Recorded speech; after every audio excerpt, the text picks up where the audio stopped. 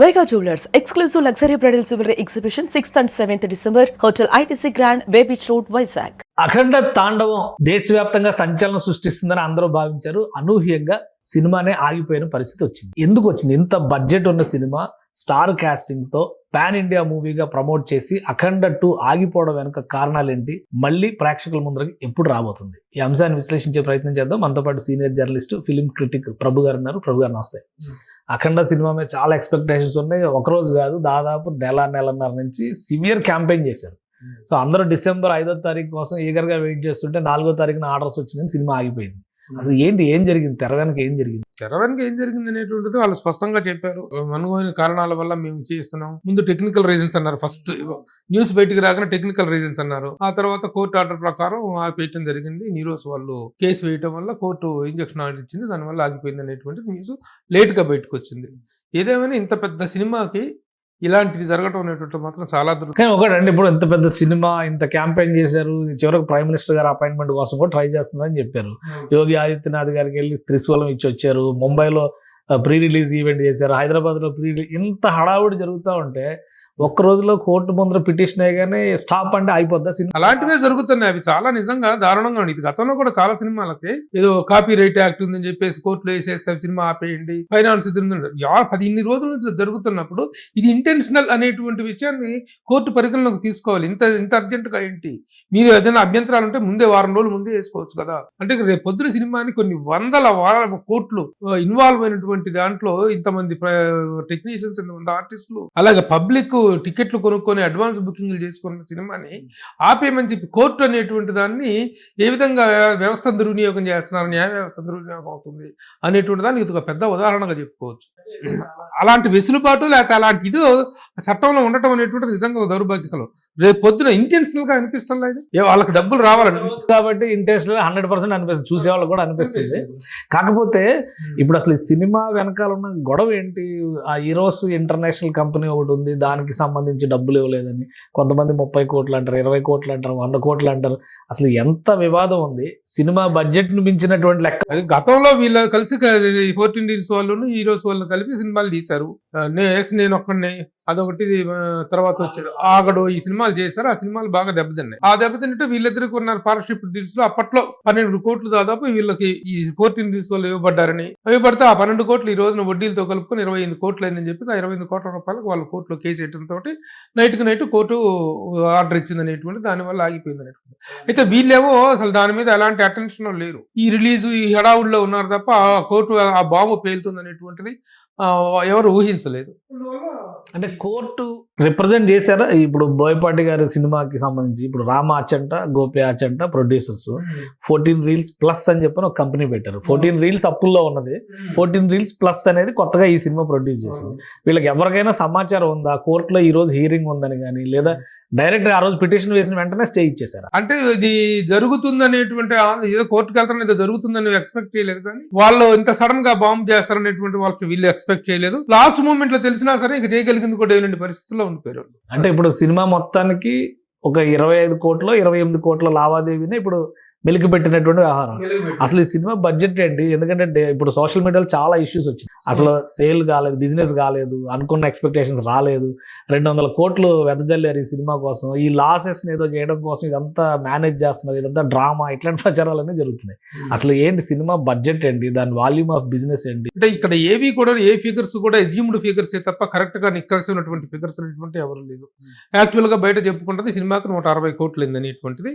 దాదాపు దీని మీద 190 కోట్లు ఫైనాన్స్ తెచ్చారని, ఆ మిగిలిన 30 కోట్లు ఫైనాన్స్ పాత అప్పుల కింద చేసుకున్నారని చెప్పేసి, అయితే బిజినెస్ 200 కోట్ల పైన జరిగిందని. కానీ ఇది బిజినెస్ పరంగా వచ్చినటువంటి ఎలాంటి ఇబ్బంది లేదు. విపరీతమైనటువంటి రేట్లకు అమ్మడం జరిగింది. ఆ రేట్లతో కూడా నిర్మాతలు ఆల్రెడీ సేఫ్ గా బయటపడ్డారనేటువంటిది జరిగింది. కానీ లాస్ట్ మూమెంట్ లో పీకల మీద కత్తి తీసుకురావడం కారణంగా జరిగినటువంటి ఇదే తప్ప సినిమా లాస్ అవటం కానీ, బడ్జెట్ ఓవర్ అయిపోయింది. ఓవర్ అంటే బడ్జెట్ పేపర్ మీద ఇచ్చిన బడ్జెట్ మెయింటైన్ అయింది. ఒక 10 కోట్ల 15 కోట్ల ఎక్స్ట్రా ఉండొచ్చు, 160 అనుకుంటే 170 ఉండొచ్చు, అంతే తప్ప ఓవర్ బడ్జెట్ అనేటువంటి అంటే ఇప్పుడు ఓవర్ బడ్జెట్ అనేది ఎప్పుడంటే ఎప్పుడు కూడా 10 to 15% ఎక్స్క్యూజ్ అనేటువంటిది ఉంటుంది. బడ్జెట్ ఇచ్చిన బడ్జెట్కును దానికి ఆన్ పేపర్ బడ్జెట్కు అయిన దానికి ఒక 10 to 15% ఎక్స్క్యూజ్ ఉంటుంది. ఆ లిమిట్స్ లోనే జరిగింది తప్ప అంతకుమించి ఓవర్గా ఏం జరగలేదు. కానీ సడన్ గా పాత అప్పులు వీటి కారణంగా జరిగినటువంటి ఇది వాళ్ళు సడన్ గా రెవెన్యూ మోడల్లో చేసుకుని, కానీ న్యాయస్థానం కూడా ఇంత సడన్ గా ఇవ్వటం అనేటువంటిది ఇదే కాదు, చాలా సినిమాల విషయంలో జరుగుతుంది. రెండు విషయంలో చాలా డిస్కషన్స్ జరుగుతున్నాయి. బాలకృష్ణ గారికి ఒక్కరికే 50 కోట్లు ఇచ్చారు, బోయపాటి గారికి ఒక 40 కోట్లు ఇచ్చారు, ఇవే లెక్కలు చూపిస్తున్నారు, ఇవన్నీ కూడా పేపర్ మీద చూపించిన లెక్కలే, ఇదంతా కరెక్ట్ కాదు అని చెప్పి అంటున్నారు. నిజంగానే అట్లాంటి ఏమైనా ఇన్ఫర్మేషన్ ఉంది? ఉంటాయి కదా, బాలకృష్ణ గారికి ఉండే రేంజ్ ఆఫ్ రెమ్యునరేషన్ అనుకుంటుంది కదా. యాక్చువల్ గా ట్రేడ్ లో మాట్లాడుకుంటుంది బాలకృష్ణ గారికి 38 crores రెమ్యునరేషన్. మరి ఆ స్థాయి హీరోగా this not a big thing. ఈ రోజు నా అందులో పాన్ ఇండియా లెవెల్లో వెళ్తున్నాడు సినిమా, అక్కడ తర్వాత ఆ సిరీస్ లో వస్తున్న సినిమా. సో దానికి ఆయన రేంజ్ లో ఉంది. బోయపాటికి 30 కోట్లు రెమ్యునరేషన్ అనేటువంటిది ఒకటి అనిపించింది. ఇది మిగతా అంతా కాస్ట్ ఆఫ్ ప్రొడక్షన్ 70-80 కోట్లు, దాదాపు ఇవే 100 కోట్లు లెక్క చూపిస్తున్నాయి. 100 కోట్లు అంటే 30, 37, 67, మిగతా రెమ్యునరేషన్ కలుపుకుంటే ఒక 25 కోట్లు. ఆర్టిస్టు టెక్నీషియన్స్ కూడా 90-100 మధ్యలో ఇది 70-60-70 వచ్చేసి మేకింగ్ కి. So that is production cost అంటారు అంటే ముందు ఇచ్చుకును కదా. యాక్చువల్ గా గతంలో చేసిన సినిమాకి దీనికి ఒకేసారి డబుల్ ద హైప్ బడ్జెట్ అనేటువంటి జరిగింది. అది ఎంతవరకు హెల్దీ అనేటువంటి అది వేరే విషయం. కానీ వీళ్ళు ప్రొడ్యూసర్స్ ఈ బడ్జెట్ కి ప్రిపేర్ అయ్యే దిగారు కాబట్టి ఓవర్ కదా. ఎప్పుడైతే ప్రిపేర్ అయ్యి నువ్వు 100 కోట్లకు తీసుకో, 200 కోట్లకు తీసుకో, if you are prepared that is the healthy budget. Prepare కాకుండానే ఓవర్ అయిపోయింది అనుకోండి, డైరెక్టర్ హీరోలో వీళ్ళ కారణంగా, that is called miss budget అంటాం, ఓవర్ బడ్జెట్ అంటాం. అదే ఆ పాయింట్ లిమిటేషన్స్ లోనే ఉంది. సో ఇప్పుడు అన్ని చోట్ల టికెట్స్ అమ్మేశారు. ఈవెన్ అమెరికాలో కూడా చాలా మంది రాత్రి కాల్స్ కూడా చేశారు. అంటే సినిమా ఉంటుందా లేదా, అక్కడ పడుతుందా లేదా, ఇక్కడ ప్రీమియర్ షో పడితే అక్కడ వాళ్ళకి మొదటి షో పడుతుందనే ఎక్స్పెక్టేషన్స్ అన్నమాట. 12:30 వరకు 1 గంట వరకు కూడా చూశారు. అసలు ఇప్పుడు అన్ని చోట్ల ఆన్లైన్ లో అమ్మేశారు, థియేటర్ల దగ్గర టికెట్లు అమ్మారు. ఏంటి పరిస్థితి? మరి డబ్బులు రిటర్న్ ఇచ్చారా? థియేటర్ల దగ్గర డబ్బులు ఇచ్చారు, థియేటర్ల డబ్బుల దగ్గర ఇవ్వకపోతే పగిలిపోతాయి, థియేటర్లు బద్దలైపోతాయి. అక్కడ కొంచెం డిసప్పాయింట్మెంట్, సినిమా ఆగిపోయిందని డిసప్పాయింట్మెంట్ లో ఫ్యాన్స్ ఉండటం, అభిమానులు ఉండటం జరిగింది. కానీ థియేటర్ గా ప్రేక్షకులకు ఇవ్వాల్సిన ఇచ్చేసారు, అది జరగలేదు. ఇక్కడ ఏంటనేటువంటిది మాత్రమే ఈ మల్లగుల్లాలు అనేటువంటి జరుగుతూ ఉన్నాయి. ఎప్పుడు సాల్వ్ అవుతాయి ఏంటనేటువంటిది ఎవరు జోక్యం చేసుకోలేదా? మరి ఇండస్ట్రీలో పెద్దలు స్టార్ 4 పిల్లర్స్ లో ఒకరిని బాలకృష్ణ గారు అంటారు. అంత పెద్ద ఆయన సినిమా ఆపేస్తుంటే ఇండస్ట్రీలో పెద్దలు గానీ ఈ సమస్యను పరిష్కరించే ప్రయత్నాలు గానీ ఏమి జరగలేదా? అంటే అసలు ఎవరన్నా ఊహించుంటే ముందు జాగ్రత్త చర్యలు ఉంటాయి. ఈ సినిమాకి ఈ ప్రాబ్లమ్స్ ఉన్నాయి, ఈ సినిమా ఈ కష్టాల్లో ఉంది కాబట్టి దీన్ని బయటపడేయాలనేటువంటి విషయం తెలిసి ఉంటే ముందు ఓవర్ నైట్ గా రాత్రికి బద్దలైనటువంటి బరస్ట్ అయినటువంటి బబుల్ ఇది. అంటే బ్యాక్ ఎండ్ లో ఎవరో మంచిగా ప్లాన్ చేశారు, గట్టిగా ప్లాన్ చేశారు. ఎవరిని దృష్టిలో పెట్టుకొని చేసినారు? బాలకృష్ణ గారినా బోయపాటి గారినా? ఎవ్వరు వాళ్ళకేమి సంబంధం? బాలకృష్ణ గారిని బోయపాటిని చేసుకోవటం గురించి కాదు కదా. బయట నడుస్తా ఉన్నాయి ఏదో చిరంజీవి గారి అభిమానులు, చిరంజీవి గారి హస్తం ఉంది వెనకాల అని ఒక పాట, ఇంకోటి బోయపాటి గారిని టార్గెట్ చేసి కావాలని చెప్పని ఇది ఆపారు సినిమా. అసలు ఏమన్నా మాట్లాడుకునేది కామన్ సెన్స్ ఉండాలి. అసలు ఏ విధంగా?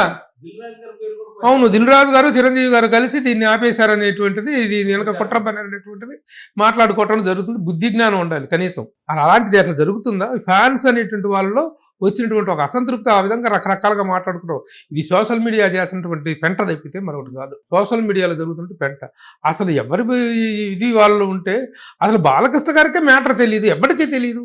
ఇది జరిగిందని పట్టుకొని వాళ్ళ అనుకున్న ఫైనాన్షియల్ గా ఉన్నటువంటి వీటిని పట్టుకొని స్కూల్లో పట్టుకొని వీళ్ళ కాకపోతే ఇది ఇట్లాంటివి జరిగినప్పుడు ఎవరైనా సరే ఇలాంటివి జరిగి స్ప్రెడ్ చేయటం అనేటువంటిది అలవాటు అయిపోయింది. సో అంతే తప్ప అలాంటి ఎన్ని పిచ్చి అసలు దిల్ రాజు గారే డిస్ట్రిబ్యూటర్ కదా, ఆయన పోయి దాన్ని ఆపడానికి ప్రయత్నించాడని మాట్లాడటానికి కన్నా బుద్ధి జ్ఞానం ఉంది అసలు ఆ మాట్లాడే వాళ్ళకి?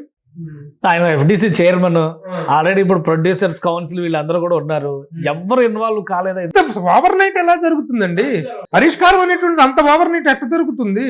అసలు తెలిసింది ఎన్ని గంటలకి? సాయంత్రం 6 గంటలకు 5 గంటల దాకా కూడా షోలు పడుతున్నాయి. ఇక 6-7 దాకా కూడా తెలియదు కదా షోలు పడుతున్నాయి.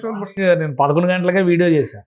ఇట్లా మద్రాస్ కోర్టు ఇట్లా తీర్పు ఇచ్చింది, స్టే ఇచ్చారు, సినిమాకి షాక్ అని చెప్పారు. అంటే మార్నింగ్ 11-12 గంటలకి అది సాల్వ్ అవుతుంది అనేటువంటి దీంట్లో ఉన్నారు. కానీ అసలు ఎవరు తేరుకోలేనటువంటి పరిస్థితుల్లో ఉన్నారు. నిర్మాతలు ఏం చేస్తున్నారు అనేటువంటి అప్డేట్ ఎవరికి లేదు అక్కడ. ఇప్పుడు మీరు నిర్మాతలు ఏమైనా టచ్ చేశారు? అసలు ఏంది స్టేటస్ అనేది, కాంటాక్ట్ వాళ్ళెవరికి దొరికేటట్టున్నారు? ఇప్పుడు వాళ్ళెవరికి దొరికేటట్లేదు. తెలిసినటువంటి సోర్సెస్ ప్రకారం రకరకాల ప్రయత్నాలు జరుగుతున్నాయి. ఛాంబర్ లో మల్లగులాలు పడుతున్నారు, రకరకాలుగా ప్రయత్నాలు జరుగుతున్నాయి. ఏం జరుగుతున్నాయి థియేటర్ లో చూపిస్తారు. ఇప్పుడు ప్రేక్షకుల నుంచి ఉండే క్వశ్చన్ అయితే మీరు ఎలా అయినా కొట్టుకోండి, మొత్తానికి ట్రైలర్లు, టీజర్లు, ప్రీ రిలీజ్ ఫంక్షన్లు అన్ని చేసి ఒక ఊరించారు. కానీ ఎప్పుడు చూపిస్తారు సినిమా అని జనాలు ఎదురు చూస్తున్నారు. ఏంటి పరిష్కారం అవుతుందా? ఈ రోజు రేపటికల్లా వచ్చేయచ్చు ఇట్లాంటి ప్రచారాలు కూడా వస్తున్నాయి. సో అవకాశం ఉందా, లేదంటే యాక్చువల్ గా ఇలాంటి సమస్యలు వచ్చినప్పుడు ఓవర్ నైట్ పరిష్కారాలు జరిగినటువంటి సందర్భాలు ఉన్నాయి. అంటే వాటికి కొంత ప్రిపరేషన్ ఉండేది. ఇదైతే ఇబ్బందుల్లో పడబోతుంది కాబట్టి దీనికి ఎవరో ఒకళ్ళు చేయి కాసుకోవాలి, కొమ్ము కానిటువంటి ప్రిపరేషన్ ఉండేది. అలాంటి ప్రిపరేషన్ కి సమానమైనటువంటి ఒక ఉత్పాదన ఇది మన ఇదిలాగా పడింది, ఇది ఒక ఉప్పెల్లాగా వచ్చి పడింది. కాబట్టి ఇది ఇట్ విల్ టేక్ టైం. అయితే మళ్ళీ ఇప్పుడు ఇంత సడన్ గా ఈ హడావుడిలో ఈ గందరగోళంలో మైండ్ సెట్ కూడాను, మా ఆడియన్స్ మైండ్ సెట్ కూడా పోయింది. ఎందుకంటే మామూలు లాస్ కాదు ఇప్పుడు జరిగింది. ఈ రోజున ఇంత పెద్ద సినిమాకి ఓపెనింగ్స్ అనేటువంటి కిల్ అయిపోతే ఇక సినిమా మళ్ళీ కోలుకోవటం అనేది జరగదు. ఎన్నెన్నో హై ఎక్స్పెక్టేషన్స్ తో వస్తుంది, కోలుకోవటం జరగదు అనమాట. కాబట్టి ఈ క్రేజ్ ఎలాగో తగ్గలేదు, చాలా క్రేజీ ప్రాజెక్ట్ ఇది. కాబట్టి ఈ 2-3 రోజులు ఈ కొంపలారిపోయేది ఏమి లేదు. మొత్తం అన్ని సెట్ చేసుకుని మళ్ళీ ఒక డేట్ 18వ తారీఖునో 12వ తారీఖునో ఒక డేట్ అనుకొని ఆ టైంకి వస్తే గ్యాప్ తీసుకొని మళ్ళీ మెంటల్ గా ప్రిపేర్ అవుతారు ప్రేక్షకులు కూడా. ఇది ఉంటుంది. మళ్ళీ ఇదే హడావుడిలో చేసేసి ఏ జీవో వచ్చిందో లేదో తెలియదు, ఏం జరిగిందో ఏమో తెలియదు. ఆ గందరగోళ పరిస్థితుల కంటే కూడాను మెంటల్గా ఫ్రెష్ అప్ అయి రేపు రిలీజ్, ఇవాళ రిలీజా, సాయంత్రం రిలీజా, రేపు మార్నింగ్ షో పడుద్దా, రేపు సాయంత్రం పడుద్దా, నైట్కి పడతాయి, ఈ కంగాళితనం లేకుండా ఉంటుంది. సో అన్ని సెట్ చేసుకొని మళ్ళీ రిలీజ్ చేసుకుంటే బెటర్ అంటుంది. సో సెట్ చేయడానికి, పరిష్కారం రావడానికి ఏంటి ఏమన్నా మార్గం ఉందా, లేదంటే మళ్ళీ వాళ్ళే కుస్తీ పడాలి? ఎందుకంటే నిన్న రాత్రి 8 గంటలకు వచ్చిన న్యూస్ ఏంటంటే ఆ అమౌంట్ సెటిల్మెంట్ చేసేసారు, 10 గంటలకు సినిమా పడుద్ది అన్నారు. జరగలా, పొద్దున వరకు అదే డ్రామా నడిచింది. సో పరిష్కారానికి ఎవరు, ప్రభుత్వాలు అయితే ఇన్వాల్వ్ అవ్వలేవు ఇలాంటి వ్యవహారాలు.